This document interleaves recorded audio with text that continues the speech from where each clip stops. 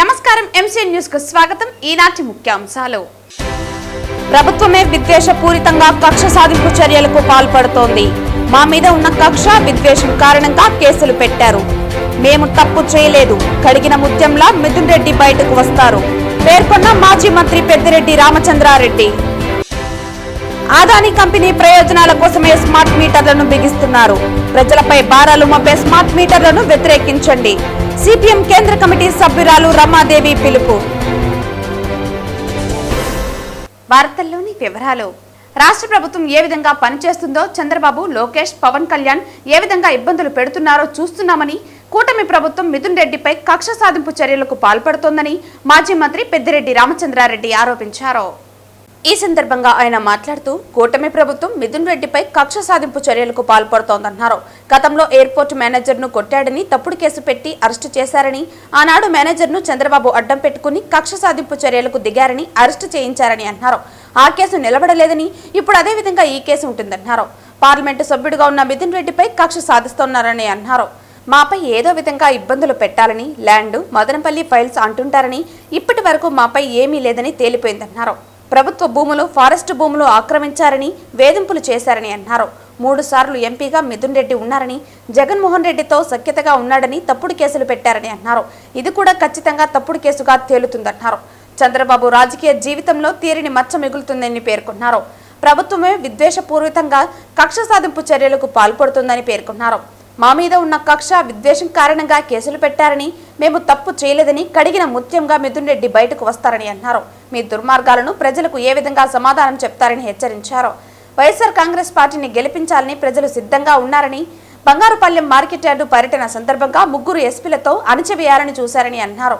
వేలాది మంది రైతులు, వైఎస్ఆర్ కాంగ్రెస్ పార్టీ శ్రేణులు ఆ రోజు తరలి వచ్చారని పేర్కొన్నారు.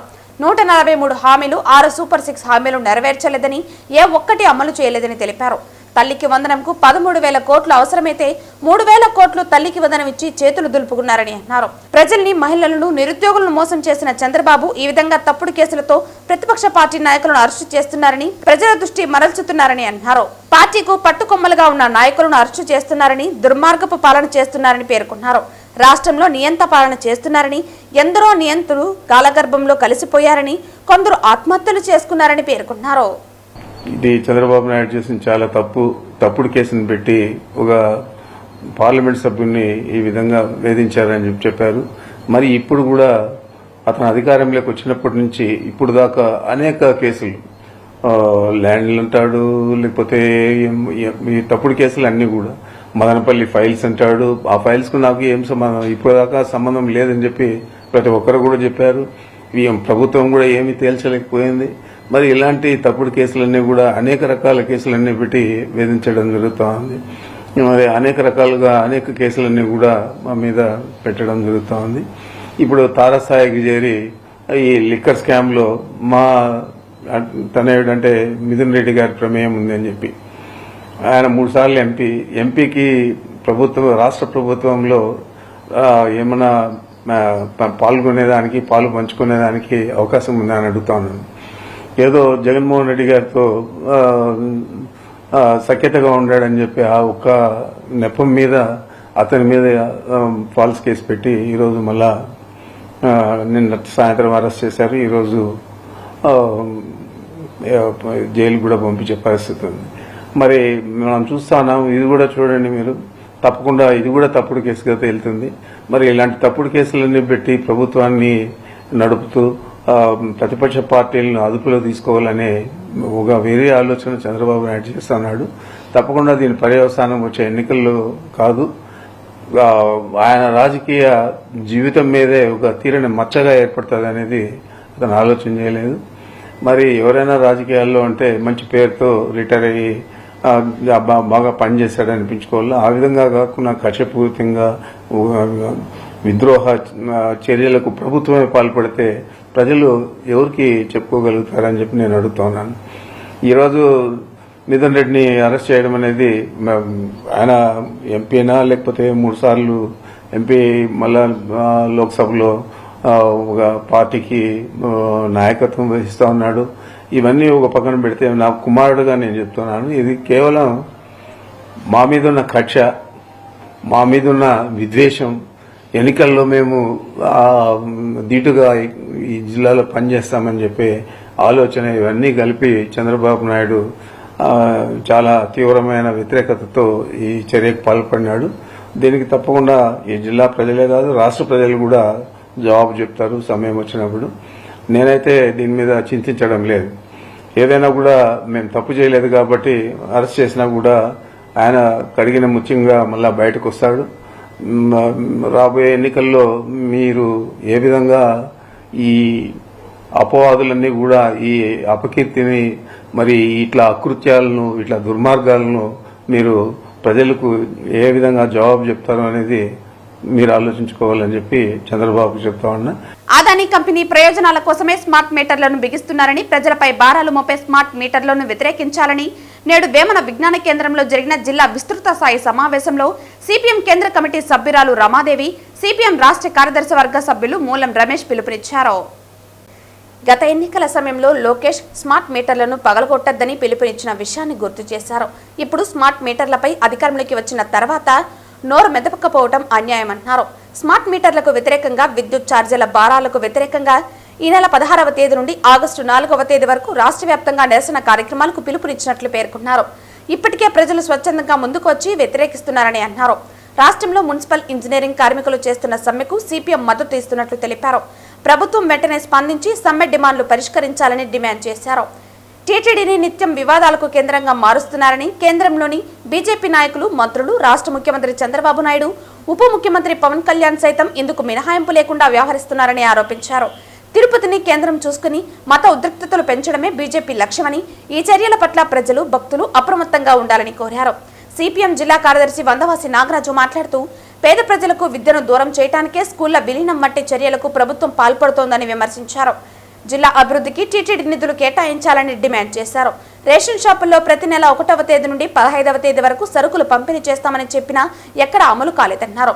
జిల్లాలో గుర్తించిన సమస్యలపై నిరంతరం ఆందోళన కార్యక్రమాలు చేపడుతున్నామని పేర్కొన్నారు.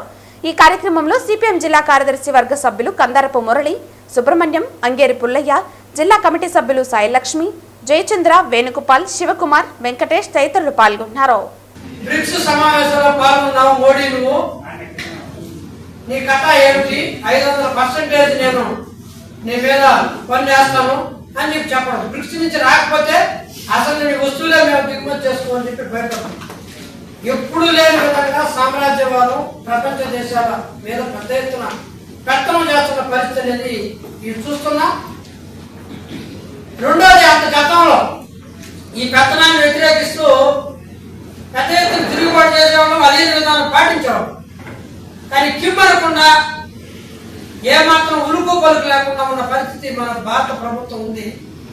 ఇది చాలా సిగ్గుచేటని ఎప్పుడు లేని పరిస్థితిలో మేము చాలా గొప్పవాళ్ళం, భారతదేశ పౌరసత్వాన్ని నిలబెడతామని చెప్పి చెప్పుకుంటూ అసలు విశ్వగురు మొత్తం మా చుట్టూనే నడుస్తా ఉంది. మన దేశాలు చూసి అన్ని దేశాలు నేర్చుకుంటున్నాయని చెప్తున్న పరిస్థితి ఏమవుతా ఉందని చెప్పి అందరూ యూత్ ఆలోచించే పరిస్థితి.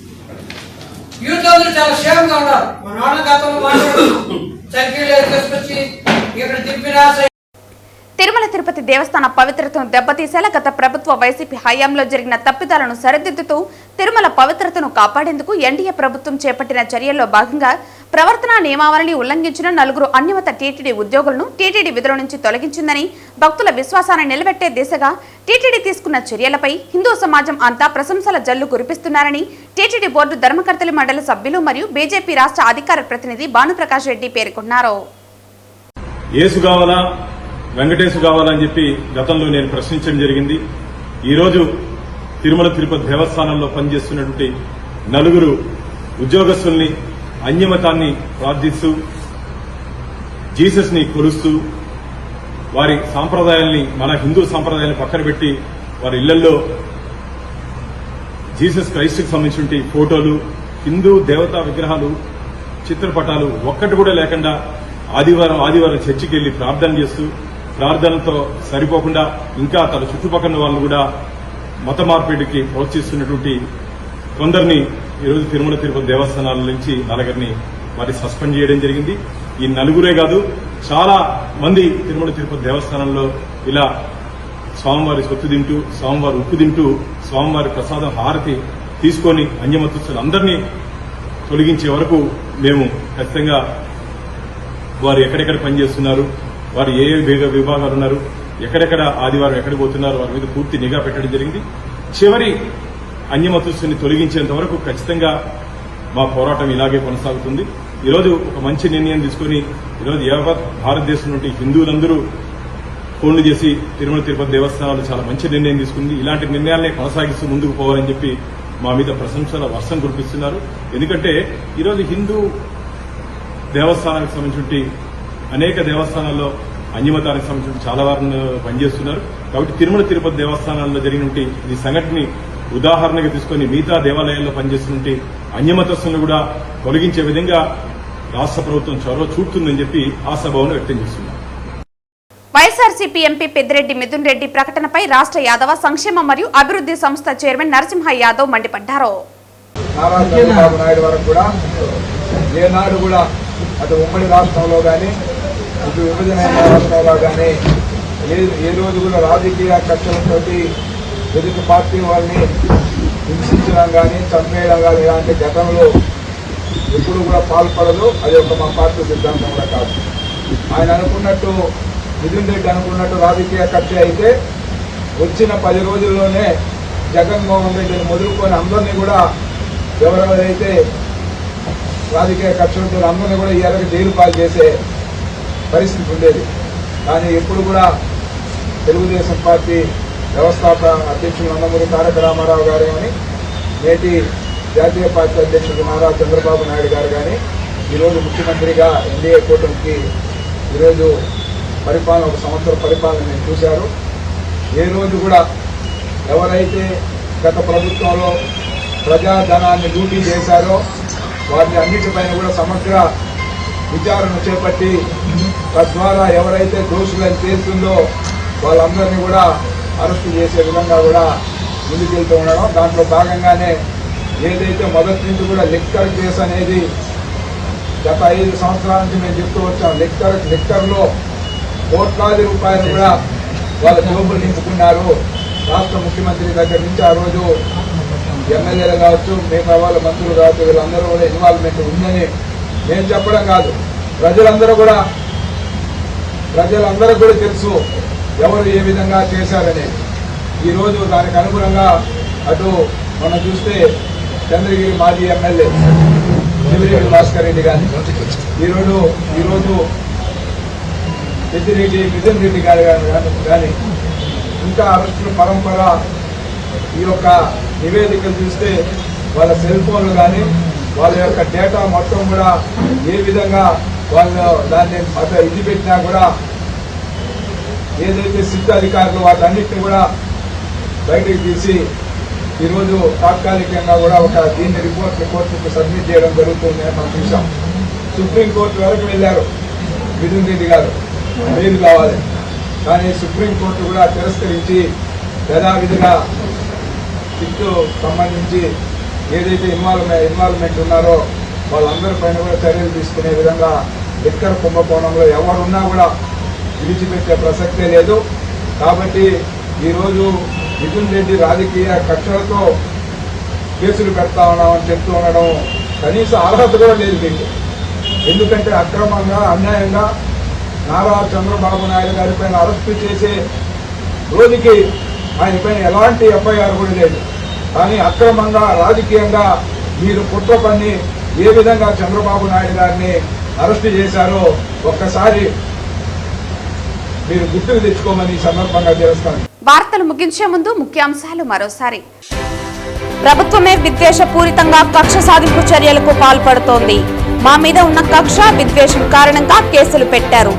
మేము తప్పు చేయలేదు. కడిగిన ముత్యంలా మిథున్ రెడ్డి బయటకు వస్తారు పేర్కొన్న మాజీ మంత్రి పెద్దిరెడ్డి రామచంద్రారెడ్డి.